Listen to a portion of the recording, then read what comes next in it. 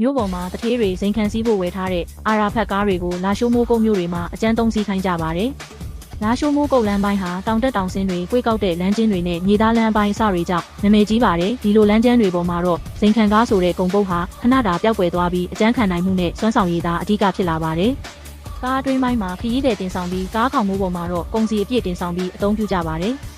အာရာဖတ်ရဲ့အင်ဂျင်ပါဝါနဲ့ခိုင်ခန့်တဲ့ကိုယ်ရဲ့တိစောက်ပုံဟာလမ်းကျန်းမှာကုန်တင်ပြီးမောင်းနေတဲ့အခါမှာလည်းအံ့အားသင့်စရာကောင်းလောက်အောင်စွမ်းဆောင်နိုင်တာကိုတွေ့ရပါတယ်။တောင်တက်လမ်းတွေမှာလေးလံတဲ့ကုန်ပစ္စည်းတွေကိုတင်ဆောင်ထားပေမဲ့စိတ်ချလက်ချမောင်းနေနိုင်တဲ့အချက်ကကုန်သည်တွေအတွက်အဓိကအားသာချက်ဖြစ်နေပါတယ်။လာရှိုးမိုးကုတ်လမ်းလိုနေရာမျိုးမှာအချိန်ဟာအလွန်အရေးကြီးပါတယ်။အမြန်နှုန်းနဲ့တည်ငြိမ်မှုကိုပိုင်ဆိုင်ထားတဲ့ဒီကားတွေဟာခက်ခဲတဲ့လမ်းခရီးကိုအခြားသောကုန်တင်ယာဉ်ကြီးတွေထက်ပိုမိုမြန်ဆန်စွာဖြတ်သန်းနိုင်တဲ့အတွက်ကုန်စည်ပို့ဆောင်ရေးမှာမရှိမဖြစ်လိုအပ်တဲ့အကျန်းခံရင်တွေအဖြစ်အသုံးတော်ခံနေကြပါတယ်။